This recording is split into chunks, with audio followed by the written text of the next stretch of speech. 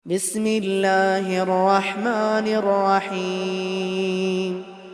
Jangan lupa subscribe. Barakallahu fikum. Pada kesempatan kali ini kita akan membahas tentang apa yang harus kita lakukan ketika kita menghadapi kondisi di mana kita bingung menghadapi kondisi tersebut. Rencana tidak ada. Terus apa yang harus kita lakukan? Segala harapan dari sebab-sebab duniawi sudah pupus, ya. Dan terkadang sebagian orang mengalami kondisi demikian, ya. Terutama di masa-masa sulit di zaman sekarang, ya. Sebagian orang kehilangan keluarga, kehilangan pekerjaan, ya. Terkadang tertimpa juga dengan penyakit sehingga dia bingung apa yang harus dia lakukan. Sebagian ulama seperti Ibnu Rajab Al-Hambali rahimahullahu taala menjelaskan bahwasanya terkadang manusia terjebak dalam kondisi demikian. Di puncak-puncak kesulitan, agar Allah mengajari dia untuk kembali kepada Allah Subhanahu wa taala. Agar dia sadar bahwasanya apa yang dilihat selama ini di atas muka bumi tidak bisa merubah kondisinya. Yang bisa merubah kondisinya hanyalah Rabbul Alamin. Ya. Jadi terkadang kita dijebak dengan kondisi seperti itu agar kita benar-benar hanya bertawakal kepada Allah. Kita sadar bahwasanya orang-orang yang selama ini kita harapkan ternyata tidak bisa berbuat apa-apa, tidak bisa berkutik dengan kondisi yang kita hadapi. Bahkan perkara terkadang lebih menyedihkan ketika orang-orang yang kita harapkan ternyata meninggalkan kita, menjauh dari kita, tidak ingin tercipratkan dengan kesulitan yang sedang kita hadapi. Tidak mengapa ketika dalam kondisi demikian seorang muslim, seorang mukmin harusnya semakin percaya kepada Allah bahwasanya jalan keluar akan segera tiba. Recording in progress. Maka pada kesempatan kali ini kita akan bahas tentang apa yang dilakukan oleh seorang seharusnya ketika benar-benar di puncak-puncak kesulitan, seakan-akan segala jalan keluar sudah tertutup. Ada 3 hal yang hendaknya dilakukan oleh seorang muslim. Yang pertama adalah dia husnudzan kepada Allah Subhanahu wa taala. Yang kedua dia bertakwa kepada Allah Subhanahu wa taala. Dan yang ketiga dia bertaubat, beristighfar atas segala dosa-dosa yang dia lakukan. Kalau dia punya masalah dengan orang lain maka segera dia selesaikan sebisa mungkin. Karena bisa jadi apa yang dia alami merupakan dampak dari dosa-dosa masa lalunya atau dampak dari kezaliman yang dia lakukan kepada orang lain. Ala kulli hal, apapun yang terjadi, ini 3 perkara yang ingin saya singgung pada kesempatan kali ini. Ketika seorang menghadapi kondisi yang sangat sulit, karena dalil-dalil menunjukkan 3 hal ini sangat penting agar seorang bisa keluar dari kondisi yang sangat berat yang tidak bisa dia hadapi. Taib. Yang pertama adalah husnudzan billah, ya, husnudzan. Berprasangka baik.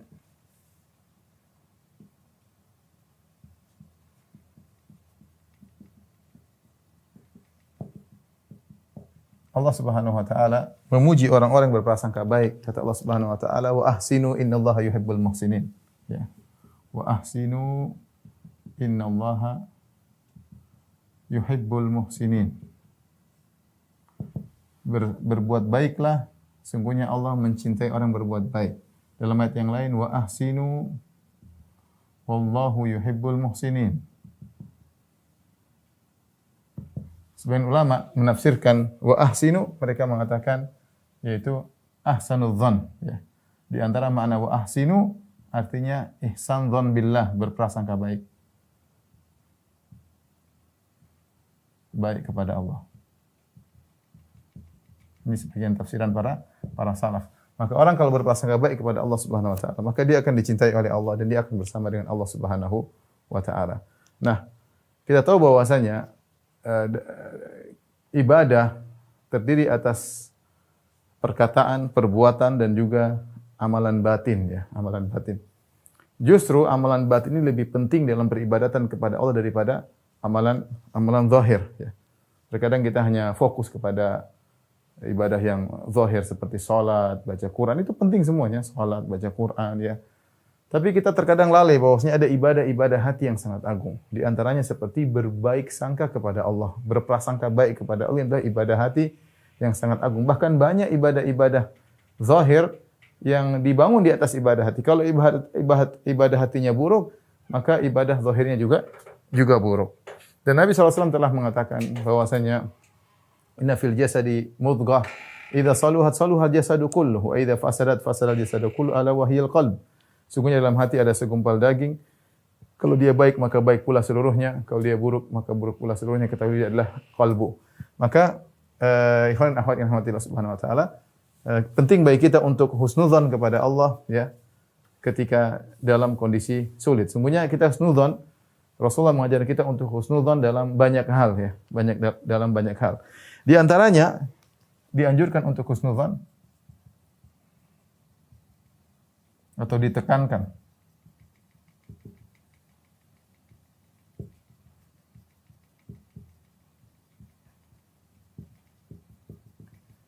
kapan di antaranya ketika akan meninggal. Ketika akan meninggal. Saya rasa kondisi paling berat seseorang yang dia benar-benar pasrah ketika akan meninggal. Mau apa lagi sudah? Usaha sudah selesai semuanya. Mau apa lagi? Dia sudah enggak bisa baca Quran, dia sudah enggak bisa sholat lagi, sudah mau akan meninggal dunia. Ya, namun ada ibadah yang agung hendaknya dia kerjakan di saat-saat puncak dari kesulitan tersebut adalah husnudzan kepada Allah Subhanahu wa taala. Jabir bin Abdullah radhiyallahu anhu berkata, "Sami'tu Rasulullah sallallahu qabla mautihi bi thalathati ayyam." Aku mendengar Rasulullah sallallahu sebelum meninggal 3 hari. Rasulullah sallallahu berkata, "La yamutanna ahadukum illa wa huwa yuhsinu dhanna billah." Janganlah sekali-sekali salah seorang kalian dari kalian meninggal dunia kecuali dia berbaik sangka kepada Allah Subhanahu wa taala ya. La yamutanna ahadukum illa wa huwa yuhsinu dhanna billah. Hadis riwayat Muslim.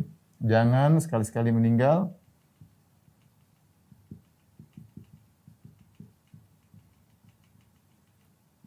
kecuali berbaik sangka.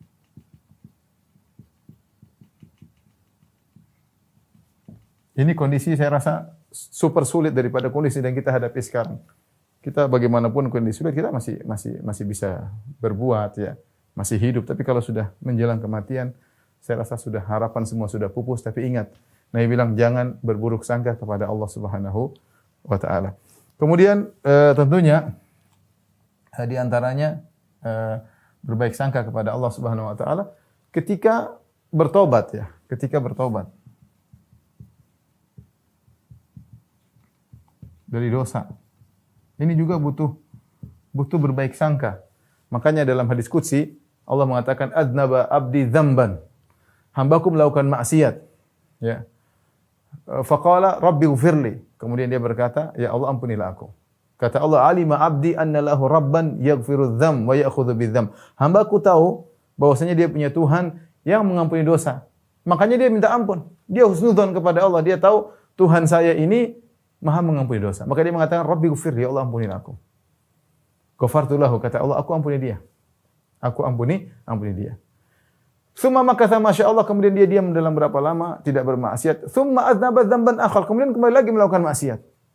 Ketika dia maksiat lagi, dia bertobat, dia mengatakan rabbighfirli, ya Allah ampunilah aku. Allah mengatakan lagi, alima abdi anna lahu rabban yaghfiru dzam wa ya'khudhu bidzam. Hambaku tahu dia punya Tuhan yang Maha Pengampun, maka dia minta ampun, aku ampuni dia. Husnudzon dia, meskipun dia melakukan dosa, dia husnudzon kepada Allah Subhanahu wa taala. Dan Allah mengkisahkan tentang 3 orang sahabat, kalau tidak salah Ka'ab bin Malik radhiyallahu anhu, kemudian Hilal dan Murarah, 3 orang ini yang mereka tidak ikut serta dalam perang Tabuk, sehingga kemudian Nabi menyuruh para sahabat memboikot mereka sampai hampir 50 hari. Allah turunkan bagaimana mereka dalam kondisi demikian, ketika mereka mengucapkan salam tidak ada yang jawab, bahkan keluarganya, kerabatnya tidak menjawab salam, bahkan disuruh meninggalkan istrinya. Berat ketika itu mereka diboikot oleh kaum muslimin, oleh Nabi SAW. Biasanya murah senyum, Nabi tidak senyum. Terkadang senyum marah, ya, bukan senyum yang seperti biasanya, sehingga berat bagi 3 sahabat ini, padahal mereka begitu cinta kepada Nabi SAW. Allah turunkan firman-Nya, wa ala thalathatil ladzina khulifu hatta idza dhaqat alaihimul ardu bima rahubat wa dhaqat alaihim anfusuhum wa dhannu alla malja'a minallahi illa ilaih tsumma taba 'alaihim liyatubu. Dalam surat Taubah kata Allah, dan 3 orang yang ditangguhkan taubat mereka. Sampai hatta idza dhaqat 'alaihimul ardu bima rahabat, sampai mereka menyangka bumi sudah sempit padahal bumi itu luas. Tapi mereka menyangka tidak kuat hidup di situ. Bumi terasa sempit padahal bumi itu luas kata Allah. Bukan cuma itu, dhaqat 'alaihim anfusuhum, bahkan jiwa mereka juga merasa sempit. Artinya sudah puncak, sudah sulit sekali. Tapi kata Allah, wa dhannu alla malja'a minallah illa ilaihi. Tapi mereka menyangka bahwasanya tidak ada tempat mereka berlari kecuali kepada Allah Subhanahu wa taala. Ini yang jadi poin penting. Mereka husnudzan ketika mereka melakukan kesalahan bahwasanya Allah Maha Pengampun. Allah Maha Pengampun. Maka seorang ketika bertobat dia hendaknya berbaik sangka kepada Allah Subhanahu wa taala. Di antara juga kita ditekankan untuk husnudzan ketika dalam kondisi terdesak. Ya, seperti kondisi sekarang, kondisi sebagian orang dalam kondisi sangat sulit. Sunnatullah berlaku, kata Ibnu Rajab Al-Hambali, sunnatullah berlaku. Jika kondisi sudah sangat sulit, di puncak kesulitan, biasanya kalau dibarengi dengan ketakwaan, biasanya datang solusi. Solusi itu datang ketika di puncak-puncak kesulitan. Ya. Di puncak-puncak kesulitan. Dan itulah yang Allah Subhanahu wa taala ceritakan dalam Al-Qur'an, ya. Demikian juga kisah-kisah yang dialami oleh Nabi sallallahu alaihi wasallam, datang pertolongan tersebut ketika di puncak-puncak kesulitan, ya. Di puncak-puncak kesulitan. Kenapa? Mereka husnudzan kepada Allah Subhanahu wa taala. Saya sebutkan misalnya contoh, ya.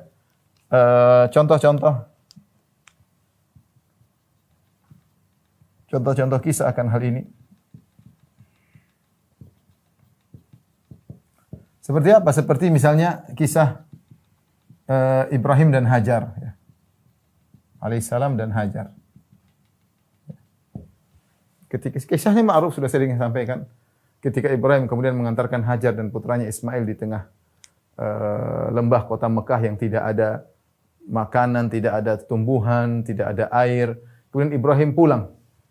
Meninggalkan mereka berdua, istri dan anaknya, dengan bekal satu tempat makanan, satu tempat air minum. Ketika Ibrahim pergi, maka Hajar istrinya mengejar. Dia mengatakan, ya Ibrahim, atutrukuna bihadzal wadi alladzi laisa fihi syai' wala ins wala syai'. Ya Ibrahim, kau tinggalkan istrimu dan anakmu di lembah ini yang kering, tidak ada air, tidak ada tumbuhan, tidak ada manusia, tidak satupun. Ibrahim tidak menjawab, dia terus melangkahkan kaki menuju ke negeri Syam. Hajar mengejar lagi. Ya, dia mendapati hal yang aneh dari suaminya. Dia mengatakan, ya Ibrahim, atatrukuna bihadzal wadi alladzi laisa fihi insun wala syai' wala zar' wala syai'. Ya Ibrahim, kau tinggalkan kami di suatu lembah yang tidak ada apa-apa. Ibrahim tidak menjawab sampai Hajar paham. Dia mengatakan, Allahu amaraka bihadza. Apakah Allah yang memerintahkan engkau untuk hal ini? Kata Ibrahim, na'am, benar Allah yang perintahkan. Apa kata Hajar ketika itu? Idzan la yudayyi'una. Kalau gitu Allah tidak akan meninggalkan kami. Kemudian kisah yang ma'ruf, akhirnya minumannya habis, makanannya habis, air susu Hajar pun tidak keluar. Akhirnya Ismail menggeliat kesakitan, maka Hajar pun naik ke bukit Sofa, kemudian pergi ke bukit Marwah sampai 7 kali, baru kemudian Allah berikan. Di puncak-puncak dia kesulitan, anaknya menangis, dia tidak kuasa melihat anaknya, dan dia sudah letih dari bukit Sofa ke Marwah, Sofa sampai 7 kali. Seorang wanita di tempat seperti itu, tiba-tiba ada bantuan, datang malaikat Jibril, kemudian keluarlah air Zam-Zam. Lihat bagaimana Hajar bertahan. Dia mengatakan, idzan la yudayyi'una. Dia bertakwa, dia bilang Allah tidak akan meninggalkan kami. Ini yang perlu kita perhatikan, bagaimana bisa keluar perkataan idzan la yudayyi'una, Allah tidak akan meninggalkan kita. Kapan seorang bisa mengatakan Allah tidak akan meninggalkan kita? Ketika dia membangun ucapannya di atas ketakwaan. Ya, ini masalahnya takwa yang penting, sehingga kita bisa husnudzan kepada Allah Subhanahu wa taala. Jadi kondisi sangat sulit dihadapi Hajar, tapi ada solusinya, ya. Saya rasa kalau kita di kondisi Hajar bingung mau ngapain, tidak ada rencana mau ngapain. Tidak ada orang, tidak ada manusia, tidak ada kehidupan, tidak ada air, anak menangis, menggeliat. Tapi ada Allah Subhanahu wa taala. Ada Allah. Terus berusaha, tapi yakin ada yang di atas yang memperhatikan kita. Kemudian contoh yang disebutkan juga disebut dalam Al-Qur'an, misalnya apa? Kisah Nabi Musa. Nabi Musa alaihissalam ketika sudah kejebak, ya, kata Allah Subhanahu wa taala, "Matara al-jam'ani qala ashabu Musa inna la mudrakun." Tatkala dua kelompok sudah saling melihat, kelompok Musa dengan kelompok Fir'aun, ya, Fir'aun sudah mengejar dengan ratusan ribu pasukannya, Nabi Musa dan para sahabatnya dan pengikutnya sudah di depannya ada laut merah, tidak ada jalan keluar. Di belakang ada musuh, di depan laut merah, sementara ombak menghantam luar biasa sampai sebagian murid Nabi Musa berkata, "Innala mudrakun, wahai Musa, kita bakalan ketangkap." Sampai sebagian mereka mengatakan, "Wahai Musa, mana janji Tuhanmu? Mana janji Tuhanmu?" Tapi kata Nabi Musa, ya inna ma'i kalla, kita tidak akan tertangkap. Inna ma'i rabbi sayahdin. Allah akan beri petunjuk kepadaku. Lihat, kalau kita di posisi Musa ada bingung, enggak ada jalan keluar. Mau kemana? Tidak ada jalan keluar. Depan laut merah, ombak begitu besar, di belakang pasukan.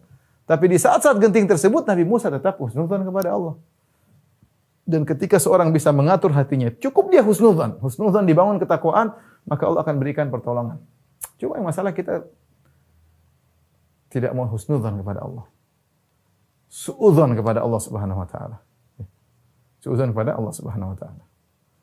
Jadi dalam kondisi saya katakan tadi, sunnatullah berlaku ketika benar-benar dalam puncak-puncak kesulitan dan kita sudah tahu tidak ada satu manusia pun yang bantu kita, biasanya saat itu datanglah pertolongan. Saat kita yakin yang mengatur semuanya hanyalah Allah Subhanahu wa taala. Saat itu datang pertolongan dari arah yang tidak kita sangka-sangka. Contoh lagi Allah sebutkan dalam kisah ya. Yakub ya. Ketika anak-anaknya tertahan, Yusuf hilang entah sudah berapa puluh tahun, kemudian Binyamin ditangkap. Kemudian kakak mereka yang paling tua juga tidak mau pulang. Ketiga anaknya tidak ketemu lagi dengan dia, tertahan di entah kemana. Yusuf entah kemana, Binyamin ditahan. Maka ketika itu Yakub alaihissalam semakin husnudzan kepada Allah Subhanahu wa taala dengan berkata, "Asallahu ayyatiyani bihim jami'an." Ini poin yang perlu kita perhatikan. Yakub alaihissalam kapan dia mengucapkan demikian? Asallahu ayyatiyani bihim jami'an. Semoga Allah mendatangkan 3 anakku kepadaku. Dia tidak pernah mengucapkan itu sebelumnya. Ketika Yusuf hilang, dia tidak mengucapkan hal tersebut. Ketika Binyamin hilang, kemudian kakaknya tidak bisa pulang, baru dia mengucapkan hal tersebut. Kenapa? Sudah di puncak-puncak kesulitan. Karena mereka tahu, orang-orang salihin tahu, ketika sudah di puncak kesulitan, mereka semakin meningkatkan husnudzan mereka kepada Allah. Bahwasanya Allah Subhanahu wa taala yang mengatur segalanya, yang mengatur segalanya. Dan kisah-kisah seperti ini banyak. Nabi SAW juga ketika dalam goa bersama Abu Bakar sampai musuh-musuh sudah di depan. Kemudian kata Abu Bakar ketakutan, "Lau anna ahadahum absara ila tahti qadamai la absarana." Kalau salah seorang dari mereka lihat ke bawah tentu lihat kita. Kata Nabi, "La tahzan innallaha ma'ana." Jangan khawatir, Allah bersama kita. Husnudzan. Lihat ketika Nabi SAW bayangkan di Taif, Nabi SAW berdakwah. Kemudian diusir, dilempar dengan batu sampai kaki beliau berdarah. Kemudian beliau sampai orang bilang apa? Sampai tidak sadar berjalan saking sedihnya. Berjalan meninggalkan kota Taif. Tidak sadar. Falam astafiq inda qarnil Sa'alib. Ya. Kata Nabi, aku tidak sadar, tiba-tiba aku sudah suatu tempat namanya Qarnul Sa'alib. Tiba-tiba datang malaikat gunung. Diperintahkan oleh Allah untuk menawarkan kepada Rasulullah SAW. Lau syi'ta la'utbiqanna alaihimul akhsyabain. Wahai Muhammad, kalau kau mau, aku akan angkat 2 gunung, aku timpakan kepada mereka. Apa kata Rasulullah SAW? Ya, jangan. Husnudzan kepada Allah Subhanahu wa taala dalam kondisi sulit, dalam kondisi dia di Mekah sulit berdakwah, ini ketika sebelum Nabi berhijrah. Kemudian kenapa Nabi ke Taif? Karena Nabi sudah sulit berdakwah di Mekah. Kemudian Nabi pergi ke Taif berharap orang-orang Taif beriman, justru dia diusir, kemudian dilempar dengan batu sampai berdarah.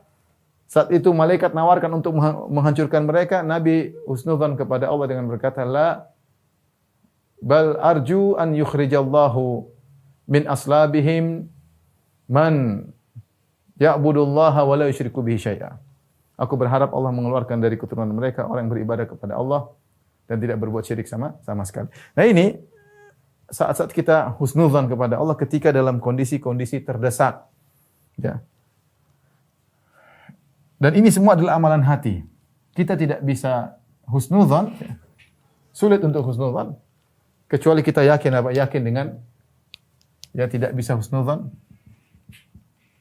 berbaik sangka,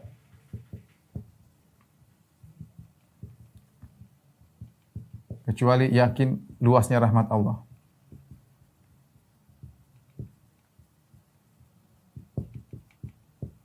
Yakin Allah melihat kita. Allah Allah mengetahui kondisi kita.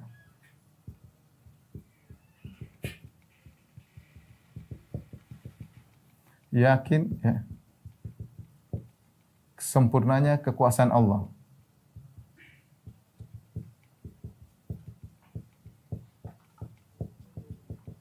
Nah, kita harus yakin ini semua baru kita bisa husnudzan kepada Allah Subhanahu wa taala ya. Kalau kita tidak yakin sulit ya. Yakin Allah mengurusi kita secara detail. Kita ini di Islam ini diurusi oleh Allah secara detail. Ini ujian Allah berikan pasti ada solusinya ya. Allah tidak bukan kondisi kita luput dari ilmu Allah. Allah tahu kita sedang demikian, Allah tahu. Tapi kita tinggal tanamkan dalam hati kita, ya Allah Engkau mengetahui kondisiku. Ya Allah Engkau tahu kesulitan yang aku hadapi. Kita menangis, berdoa kepada Allah Subhanahu wa taala, yakin hanya Allah yang bisa mengangkat penderitaan kita. Kita husnudzan, maka insyaallah ada solusi. Dan dalam hadis qudsi Allah berkata, ana inda dhanni 'abdi bi, sungguhnya aku tergantung persangka hambaku. Falyadhunna 'abdi bi ma syaa. Maka silakan hamba berprasangka kepadaku dengan apa yang dia kehendaki. Perhatikan, in dhanna bi khairan falahu. Kalau dia berbaik sangka padaku, bagi dia kebaikan. Wa in dhanna bi syarran falahu, kalau dia berburuk sangka kepadaku, bagi dia keburukan. Nah, ini tinggal kita menata hati bagaimana kita berbaik sangka kepada Allah Subhanahu wa taala. Ikhwan dan akhwat yang dirahmati Allah Subhanahu wa taala, yang kedua yang kita lakukan adalah bertakwa. Ini landasan kita di antara hal yang membantu husnudzan adalah kita segera memperbaiki diri kita dengan bertakwa. Segera memperbaiki diri kita dengan bertakwa. Kita sadar mungkin sebelum kita mendapat kondisi sulit ini, mungkin kita bermaksiat, mungkin kita kurang ibadahnya, mungkin saatnya kita bertakwa kepada Allah Subhanahu wa taala, ya. Karena Allah telah menjelaskan bahwasanya takwa memberikan solusi dalam kondisi-kondisi yang sangat sulit, seakan-akan ada kondisi yang gelap dan sempit, tiba-tiba ada jalan keluar. Allah Subhanahu wa taala berfirman, "Wa may yattaqillaha yaj'al lahu makhraja."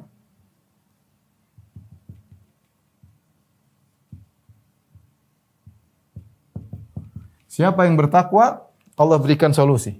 Ini janji Allah, harus kita percayai. Siapa yang bertakwa, maka Allah kasih jalan keluar. Allah beri jalan keluar. Dari sini kita pahami, jika tidak ada jalan keluar, mafhumnya, jika tidak ada jalan keluar, berarti kita kurang bertakwa. Berarti kita kurang bertakwa. Nah, maksud saya ketika kita menghadapi kesulitan, jadikan ayat ini sebagai solusi kita. Saya masih ingat ketika saya membaca sejarah Syekh Muhammad bin Wahab rahimahullah taala ketika berdakwah kemudian diusir. Dia pergi sampai dalam perjalanan dia berkata, "Wa may yattaqillaha yaj'al lahu makhraja. Wa may yattaqillaha yaj'al lahu makhraja." Dia ulang-ulangi ayat tersebut karena dia yakin Allah akan berikan dia solusi. Sampai akhirnya alhamdulillah dia kembali, dia berdakwah sampai terbentuk negara Arab Saudi. Dia di antara berjayanya negara Arab Saudi adalah sebagian dari pahala bagi Syekh Muhammad bin Wahab rahimahullah karena dia pendiri kerajaan Arab Saudi. Kerajaan yang kita lihat maksudnya menjalankan sunnah-sunnah Nabi dengan segala kekurangannya. Tapi maksud saya, ketika dia diusir dalam dakwahnya, dia mengulang-ulangi ayat ini. Wa may yattaqillaha yaj'al lahu makhraja. Siapa yang bertakwa, Allah akan berikan dia solusi. Tapi ketika kita mengulangi ayat ini, kita perbaiki diri. Sadar diri agar Allah kasih solusi. Tapi kalau kita hanya baca, tidak kita amalkan, tidak berusaha bertakwa, maka sulit. Ya. Apa itu takwa? Takwa adalah anta ja'ala bainaka wa baina iqabillahi wiqayah. Engkau menjadikan antara neraka dan dirimu penghalang, yaitu meninggalkan kemaksiatan. Ya, takwa intinya meninggalkan maksiat, menjalankan ketaatan. Maka seorang ketika dalam kondisi sulit berusaha dekat kepada Allah. Sudah pupuskan harapan kepada manusia. Kita boleh ikhtiar, tapi hati selalu kepada Allah, terutama dalam kondisi sulit. Allah mengatakan, "Wa may yattaqillaha yaj'al lahu makhraja." Allah berikan solusi. Kemudian kata Allah Subhanahu wa taala, "Wa yarzuquhu min haitsu la yahtasib." Allah beri rezeki dari arah yang tidak sangka-sangka.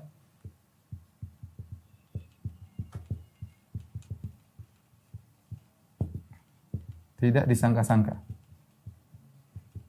Allah mengatakan lagi, "Wa may yatawakkal 'alallahi fahuwa hasbuh." Wa may yatawakkal 'ala Allahi fahuwa hasbuh. Siapa yang bertawakal, Allah cukup baginya.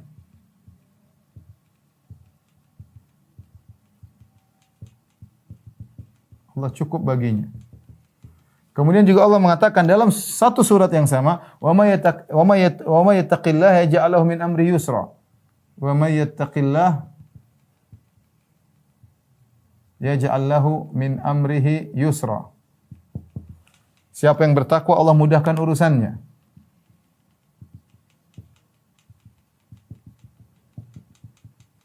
Allah mudahkan urusannya.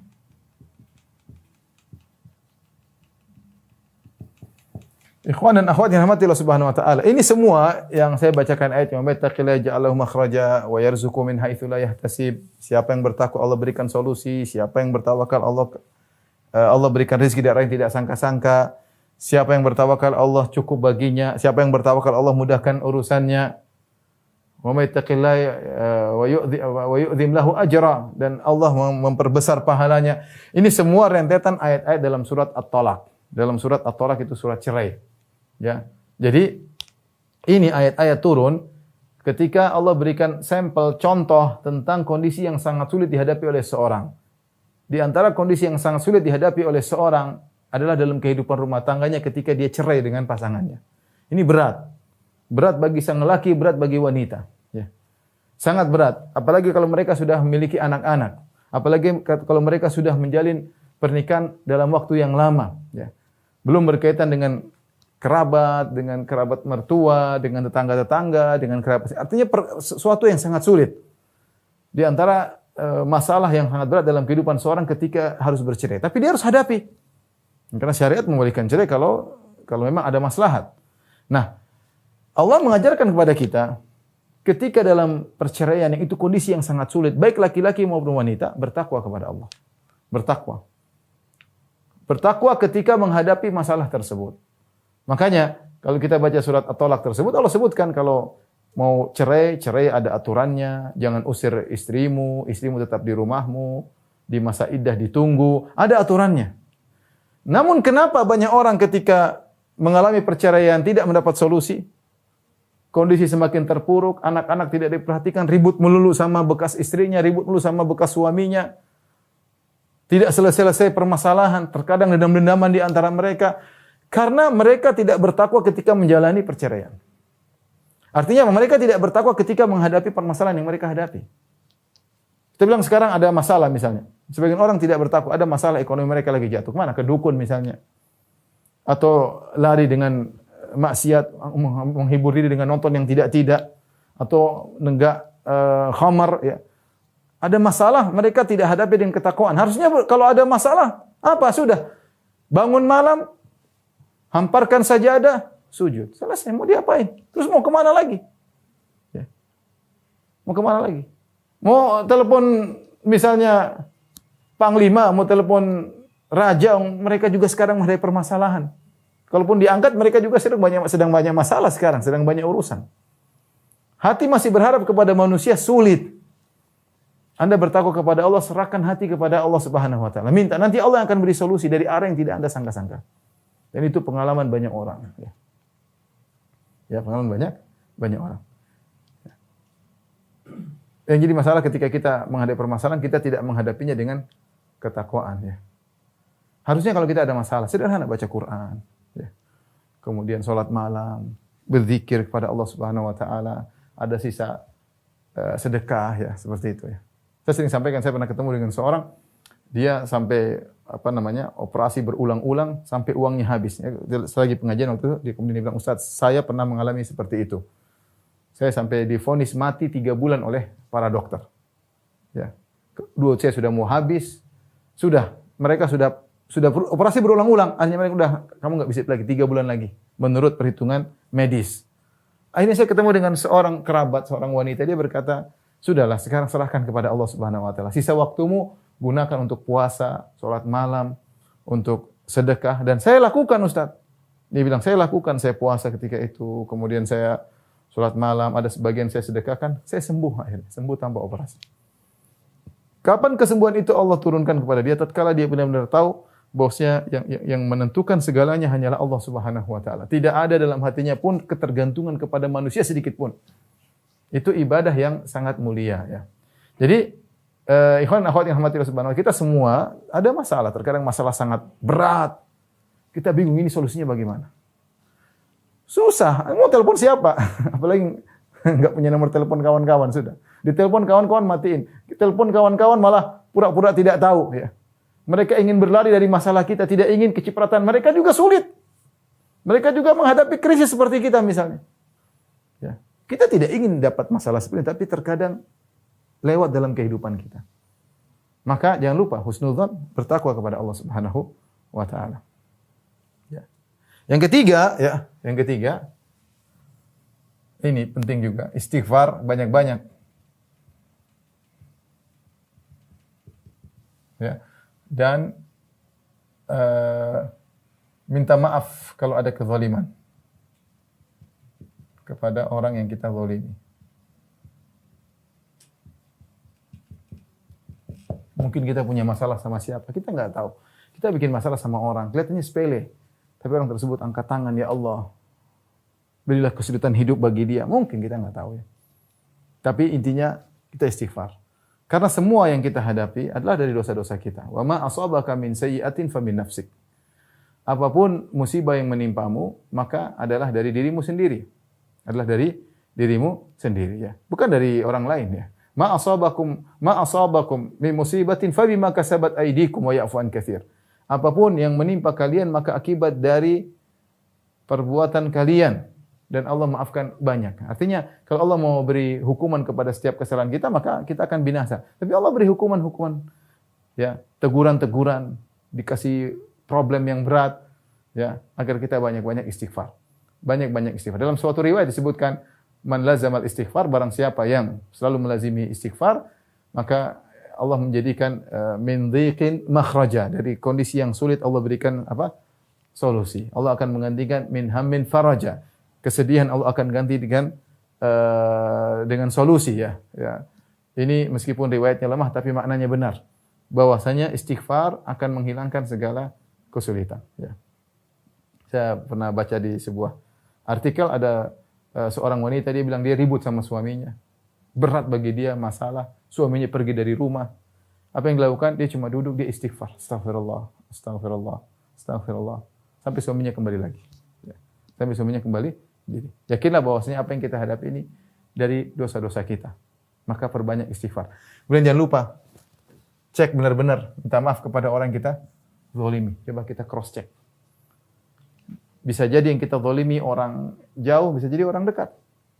Orang jauh mungkin kawan-kawan, coba cek, mungkin ada bisnis atau apa, kita punya masalah. Telepon dia, mohon maaf, atau kita pernah ribut, kita angkat suara maki-maki dia, telepon dia, ya, minta maaf kalau perlu datang ketemu dia. Atau terkadang orang terdekat yang kita zalimi ternyata kakak kita, ternyata adik kita, ternyata orang tua kita, ternyata tetangga kita cek. Ya, karena bisa jadi apa yang kita alami ini adalah akibat dari dosa-dosa kita ya. Jadi ikhwan dan akhwat yang dirahmati Allah Subhanahu wa taala. Ini cuma 3 solusi yang bisa saya tawarkan ya untuk kita terapkan dalam kehidupan kita kalau kita menghadapi kesulitan yang sangat berat. Bertakwa kepada Allah. Ingat, tidak ada yang bisa beri solusi kecuali Allah Subhanahu wa taala. Orang mungkin punya kemampuan secara materi untuk menolong kita, tapi kalau Allah tidak menggerakkan hatinya, dia tidak akan bantu kita. Oleh karenanya, serahkan hatimu kepada Allah. Ya, saya sering bilang, selama kita masih bisa meletakkan dahi kita di tanah, insya Allah ada solusi. Ya. Sampai sebagian ulama mengatakan, kamu letakkan dahimu, sujud, curhat kepada Allah. Sebisa-bisanya. Jangan kau angkat kepalamu kecuali kau sudah lepas. Ya. Sudah lapang. Masa Allah enggak kasih solusi? Kalau kau bangun malam minta kepada Allah. Dan Nabi telah mengatakan, yanzilu rabbuna tabaraka wa ta'ala hina yabqa thulutsal akhir minal lail. Allah turun ke langit dunia ketika tinggal sepertiga malam yang terakhir. Fayaqul, Allah berkata, man yad'uni fa astajiba lahu. Siapa yang berdoa aku kabulkan. Man yas'aluni fa'utiya su'lah. Siapa yang minta kepada aku akan berikan permohonannya. Wa man yastaghfiruni fa'aghfir lahu. Siapa yang minta ampun akan aku ampuni. Orang semua sedang tidur, antum cari muka jam 3 malam menangis kepada Allah. Tiap hari antum seperti itu. Masa Allah tidak kasih solusi? Ya. Husnudzan kepada Allah. Yang menghadapi masalah lebih parah daripada antum banyak, tapi mereka dapat solusi. Kenapa antum tidak? Antum ada masalah berarti. Minta antum suudzon kepada Allah, mau berusaha husnudzon enggak bisa. Kenapa antum enggak bisa husnudzon? Antum ada masalah. Ada dosa-dosa hati, ada dosa-dosa tatkala antum bersendirian, perbaiki. Ada kesombongan, keangkuhan, perbaiki. Antum ada masalah. Karena kalau antum bertaubat pasti ada solusi. Kalau enggak ada solusi berarti ada masalah sama diri antum, sama diri kita. Oleh karenanya ini ya saya tidak bisa kasih solusi yang lain ya. Cuma ini husnudzan, bertakwa, istighfar sudah. Lazimi. Sudah saatnya kita dapat masalah jangan kemudian kita malah habisin waktu nonton berita macam-macam, nonton ikuti ini macam-macam, kemudian tidak perlu sudahlah. Hanya buang-buang waktu dan tidak akan datang solusi. Ya. Ini ikhwan dan akhwat yang rahmati Allah Subhanahu wa taala. Sedikit yang bisa sampaikan pada kesempatan kali ini. Semoga apa yang sampaikan bermanfaat ya.